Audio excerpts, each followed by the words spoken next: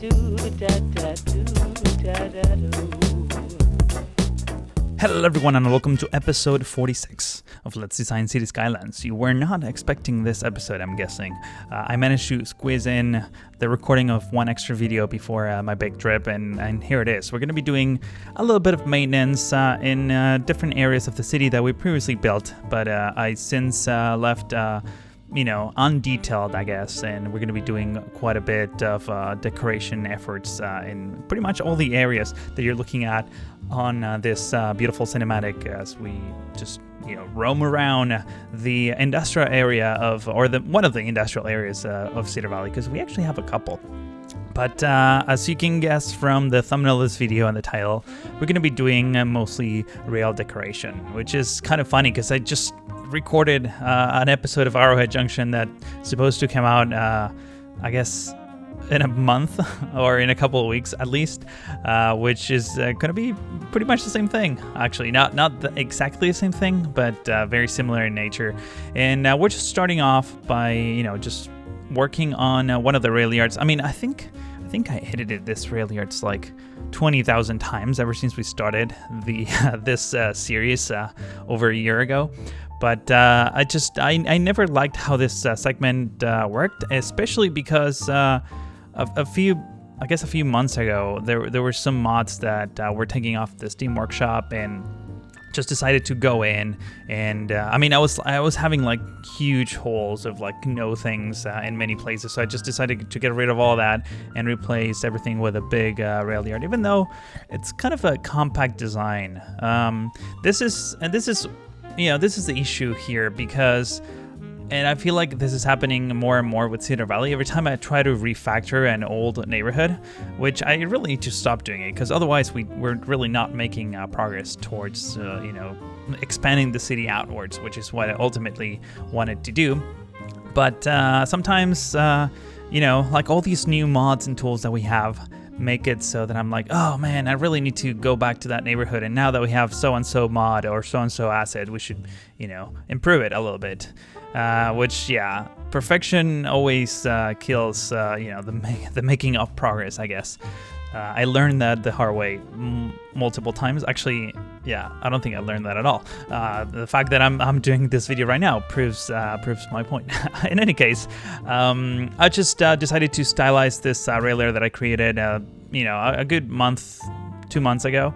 But it was just empty train tracks, and I decided that this would be a quick episode that I could record before I went out of the country, and just show you at least the process of me just for the most part just adding train cars. And obviously I wanted to keep some of these rail yards somewhat not very well kept, as you will see in just a few minutes when I start adding some random vegetation.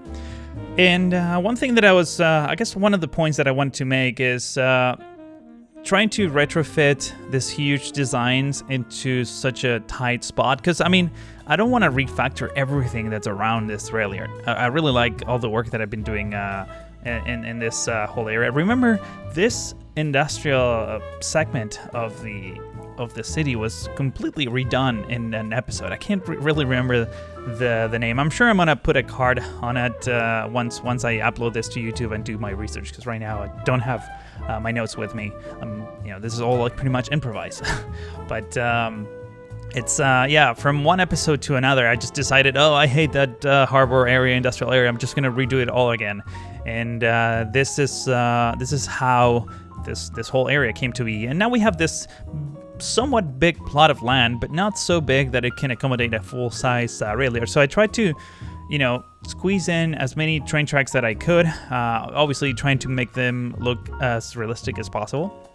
It's more of a like a parking area, if you will, because it's just cars that are probably not going to be used for a little while. And in fact, maybe they're just waiting to be, sell for scrap metals or something like that. So that was kind of the idea. However, this one, the one I'm working on right now, is supposed to be a little bit more active, and I try to keep things a little bit more or less compact. And Again, it's probably not the most realistic rail yard, since I mean these rail yards in real life, they usually are much bigger, and if you want to look for if you're waiting for a really good rail yard to be built in Cities Skylines, you need to stay tuned for Arrowhead Junction, because there's a big one coming on that series.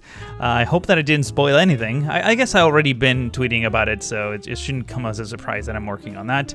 But it's just gonna blow your mind. You'll see it when it's done. However, that doesn't mean that this one's gonna be ugly or anything like that. I did my best here to add a few details and just improve this whole area that was somewhat left abandoned by, I mean, it looks abandoned when I start adding details, but it was kind of abandoned by myself because I was focusing on different areas of the city, mostly just expanding suburbs here and there. And one thing that I have not done in a while, specifically in this parking lot that we created just I don't know, when was this, like a month ago maybe, when we were working on the nuclear power plant. I can't even English today. I feel like that's a recurring theme every time I record this super long commentaries. As I was saying, when we were recording the nuclear power plant, I pretty much created that neighborhood in the back that's, kind of a peninsula coming out. You can see the trees in the distance. And also created that parking lot underneath the freeways, or the freeway interchange there. So I only added the cars and the parking lots, but never really fenced it out or added any other details. So I'm going to come back to that in just a few seconds, add a few more decals as well, just, for good measure. And here I was just trying to add, not just have 100% trains be on the tracks, but also have a few platforms. And I just went for these ones who I edited from, I got these from the Steam Workshop, but then the original model came with like some of these super ugly vanilla containers. So I literally opened them up in the asset editors and got rid of them. I'll go in detail about that in my Arrowhead Junction episode. I think it's episode 15, so it's going to be a while before you see that, but just so you know that that's what I did here. You can find these docks, these cargo docks in, actually, yeah, they're not really docks, they're cargo areas or loading bays in the Steam Workshop, but you won't find them as pretty as mine because I edited them. It's actually really easy to edit assets. You just, and I think they even updated the game got updated in terms of the asset editor. Because it used to be kind of a pain in the ass to it would ask you to select a category of asset, and then you need to load a base model or something like that. I think all that has changed now. You can just pretty much open every single asset you download from the workshop and do whatever you want. You want to add trees, you can add trees into it. If you want to remove things like myself with those containers, you can also go ahead and do that. So I highly encourage you to go check it out. It's really, really cool. And let's see, what am I doing here? Oh, yeah. So this little corner, this is something that I've been trying to come up with ideas for ever since I created that little, horseshoe type road layout. And I never knew what really to put in there. We used to have some walls, some of these rail walls that would separate things. This was such a long time ago. This area, I think I redesigned this area 20,000 times. However, I really like this new design that I came up with. It's just like an old storage area for rail materials. So you're gonna see these pipes that could very much pass for segments of rail that are yet to be put down in different areas, and also put a little lot of train signals. And I like the idea of having the entrance be through the train tracks. So in order for trucks to get into this spot, there's really not a driveway. The driveway itself is both the train tracks, and there's a little security guard shed over there, or house, if you will, just on the little corner. Obviously, needed to add some lighting, and I went for the airport lights, which pretty much light up the whole place in a more efficient way. Usually rail yards have these type of lighting, so that's the design that I went with. And also, applied that same design, even though the other rail yard is a bit more compact, but I just went for the same aesthetic. Over here, just adding a few jersey barriers for good measure, separating the different tracks. I wanted to keep things really rough overall. Just, I didn't want everything to be perfect, especially around this area, because it feels like it almost looks like a rail yard that is about to be shut down because the city is growing so much around it that it no longer makes sense. So people are just leaving, train cars abandoned. Some of these cargo docks or cargo bays. I keep saying cargo docks. Why do I keep saying cargo docks? Just things going very, very well, or very much under maintenance or out of maintenance. Out of maintenance. Let's just go with that. And I don't know. When you see the final look, you'll understand what I'm trying to say, because that was kind of the idea behind it. Just make it really rough around the edges, and it's also like so compact and so like enclosed by the city around it that it looks like it's about to be updated or moved somewhere else. Which we already have a huge rail yard that it's way more efficient than this one on the other side of the city, as you may have seen from my previous episode where I did the city tour, which has been long awaited by many. If you haven't seen that one, you definitely need to go check it out, because I was really happy with that one. It's also I think it's the first Cedar Valley episode that's in 4K. This one's still in 1080p. Don't worry, don't go switching your quality. But usually in short episodes like that, I like just going crazy, just add as much detail as I can, and 4K resolution is a good nice. Every time I watch a 4K video, I'm just like, yeah, I love the future. I hope I know many of you don't have fast enough internet connections. I only recently have internet connection who can handle 4K streaming, but I think it's only going to get better, and it's also a little bit of future proofing too, right? If in a couple of years hopefully most of the internet connections around the world will support 4K streaming, at least my videos will be prepared for that, for future Cities Skylines players. I always need to add some sort of water tower, by the way. I really like this model because it just looks very train yard like or rail yard like, and I don't know, it really, really looks super cool, like really rustic and rough around the edges. Just adding a few touches of light here and there for good measure. I'm pretty much all over the place when it comes to this episode. I've been editing things back and forth. In fact, I had to rearrange some of these clips so that they were in somewhat of an order, but I ended up shuffling things around. And this is usually how I build things too. When I run out of ideas for certain areas, I just simply go to a different one and start applying those. And this is true for this segment, which I said a couple episodes ago when we were indeed working on the nuclear power plant, that I wanted to detail this little train workshop area. And I just parked a super long tanker train on those tracks, because I love that sort of snake style. I think it makes it look super realistic, and obviously I was just trying to roughen up the floor with many textures, just a combination of surface painter, a combination of decals, a combination of the sand texture, the oil texture, the ore texture. It's you can create a really interesting blend. I might have gone a little bit over with this one. I do wanna.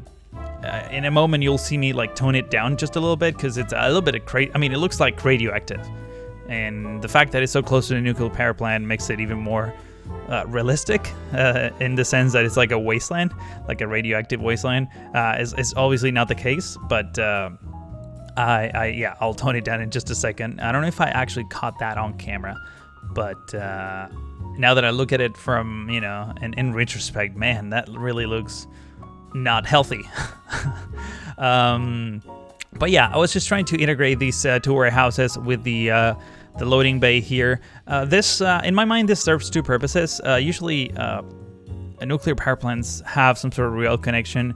I don't know exactly what they bring in by train. Maybe they bring plutonium or whatever fuel they need, or even, well, I guess the water will be taking off from the river. They wouldn't be bringing the water, but maybe it's also very, very much could be used for transporting the radioactive waste And that's why I picked the super tall, I know they have a name, I can't remember the name, of those metal cars, which in my mind look a little bit, reinforced and have some sort of lead material, I guess, that will prevent radiation from going out and polluting the entire area.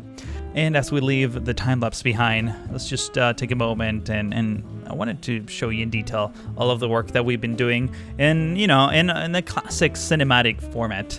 I know that I may sound like a broken record, but every time I say, oh, I'm really happy with this design, I really mean it. The fact that you're watching this video right now, it means that I approve. I guess I approve this message. I'm Strictoastair, and I approve this message. No, seriously, if I'm not happy with the design, I usually never even include it in the video. I usually even cut areas that I decorate and then record it during a time lapse and then realize, oh, maybe this doesn't look so great, so I just scrape them. So you may never see those. I've been doing this for years, ever since I started my channel. So these are all things that I'm really, really happy. And by no means these are things that are 100% finished. As you can see, I mean, this whole episode was me refactoring things that are previously built. So you never know. One last thing that I wanted to mention, which is something that I've been wanting to mention for quite some time, is the Cedar Valley Northern train cars that were put together by Bsquiklehausen, same amazing person who put together the Strictoastair planes. It comes in the two flavors, the hoppers and the boxcars that you saw there, as well as a locomotive, which I wasn't able to get a clip off for the recording of this episode given my short time, but it looks amazing, trust me. So make sure to go check out the Steam Workshop and get them. I'm going to include the link in the description to those assets. And man, I just want to thank Bsquiklehausen. He's been amazing. Every time I need some advice regarding some sort of train layout or even, the airport, he was a huge help there as well. So just a big shout out to you, man. You've been a gentleman and a scholar. That was quite a thank you message, huh? Yeah, that's it for this episode. If you enjoy, I want to ask you to go click the like button. That's very much appreciated. And also, if you're new to this channel, please consider subscribing if you haven't already. There's a link in the description to a full playlist so you can watch every single episode, including the city tour that I did in the previous. I don't even know when I released that. I think it was 2 weeks ago. But yeah, that's it. That's it for now. Next episode of Cedar Valley will be for sure at some point in early January. Hopefully first week of January or second week of January. Yeah, there's other videos that are going to be coming out on my channel anyways in the meantime, so stay tuned for that. And yeah, that's it. I want to thank you all for watching. I really hope to see you on the next one.